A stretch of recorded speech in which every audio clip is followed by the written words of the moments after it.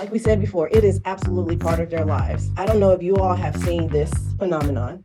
It's very alarming, a little weird to me as well. But if you see a group of kids sitting together, let's say they're sitting at a park on the brick wall, you'll see all of them out. They're not necessarily talking to each other that much, but they're in their phones. They're all looking down and they're just typing. And do you think they're typing to each other? Yeah, they're texting to each other. They're actually texting to the person that's probably sitting next to them that is all in a group chat with some people that might be on the other side of the park. So it is a really big part of their lives. They live online first, offline second. And that's one of the challenges that we will see as mental health professionals, and one of the things that I encourage everyone to be mindful of. Now, we said there are thousands of platforms, but you need to know your heavy hitters. When it comes to adolescents, they are not on Facebook. We're on Facebook. Generation Xers, millennials, baby boomers, like we talked about the seniors. The seniors are heavy hitters on on Facebook. They are on there. They like their Facebook. But Facebook has almost like this family sense of connection. You're connected with your family, your cousins, your extended family. You're sharing pictures of your vacation, and you're creating groups for your family reunion. All of these things, Facebook has taken a turn more for maintaining connections with your family. So for our adolescents, I'm pretty sure y'all understand that they don't find that being too cool. It's not too hip. One of the number one platforms that they're using, and it goes back and forth, because this was in 2021, Instagram was the big one, the gram, as the kids would call it. You'll hear me use the lingo, and encouraging you all to, if you decide not to use it, absolutely fine, but at least know what some of the lingo is, some of the language the youngsters are using these days. Because you want to make sure that you're building that rapport, and they need to understand that you understand their world. May not understand all the ins and out of it, but at least have a gist. So Instagram, no kid says Instagram. They say the gram. What's your at? If you hear someone say, what is your at? They're actually talking about what is your name? What is your profile name that you use on the gram? So the gram is 71%. It's a heavy hitter. One of the reasons the gram is so popular is it is based on pictures. A lot of times you'll see adolescents post parties, things that they're doing, activities. Sometimes kids are working on their quote unquote branding. You might see them posting their volunteer work. This is some of the benefits of the social media aspect. You might see them posting their travel.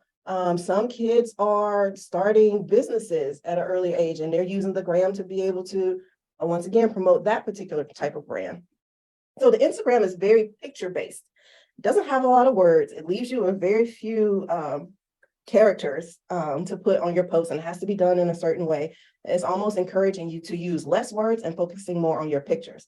Focusing on your pictures gives a whole different challenge. We'll talk about a little later with that. Their filters, the filters are just, just the technology, and with the use of AI, the filters have it's just amazing what they can do now.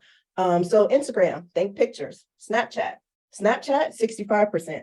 Snapchat is more focused on communicating back and forth very quickly. The draw to Snapchat is that the app is supposed to erase your chats and things that you enter into the app after a period of time. So a lot of times Snapchat is used for things that adolescents may not necessarily want other people to find out about, because they have this understanding that it's going to be erased after a period of time. One of the things that used to happen with Snapchat, people would take screenshots because they knew that something was going to be erased. They would take the screenshot, and then they would still have it for their quote unquote records. Snapchat also has a function now that will notify you if somebody takes a screenshot of your chat. An aspect of Snapchat that you also need to know about is the streak. The streak is the amount of times that, let's say, two adolescents are able to chat back and forth with each other. So you have to be able to send a chat and respond within 24 hours to keep this streak going. So it's almost gamifying your connection and your back and forth with each other.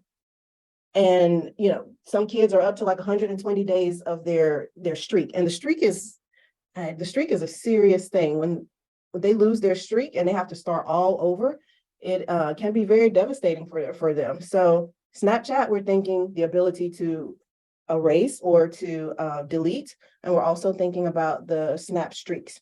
Now with TikTok, TikTok is 60%. I would argue, like I said, this research is from 2021. I would argue now that TikTok is number one.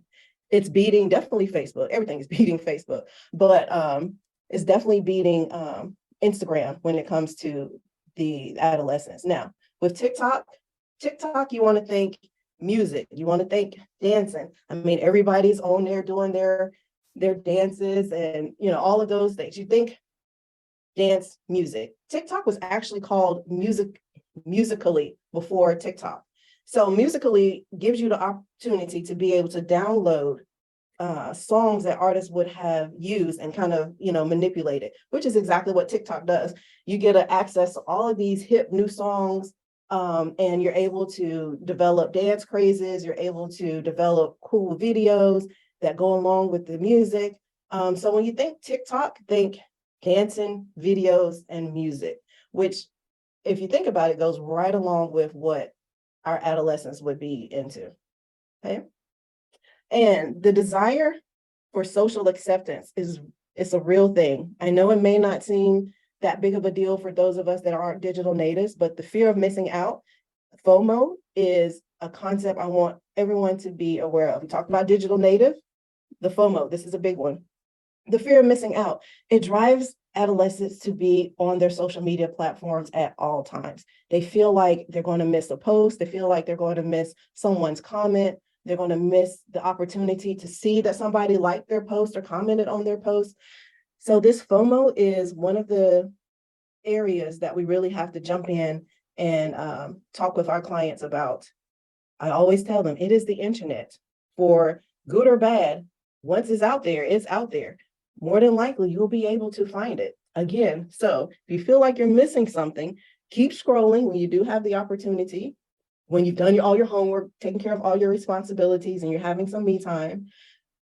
It's out there. It's not going anywhere. But because their life is online, they feel that there is still this need that I have to see it real time. I have to see it right now. I can't scroll up and possibly see it later. I'll miss something.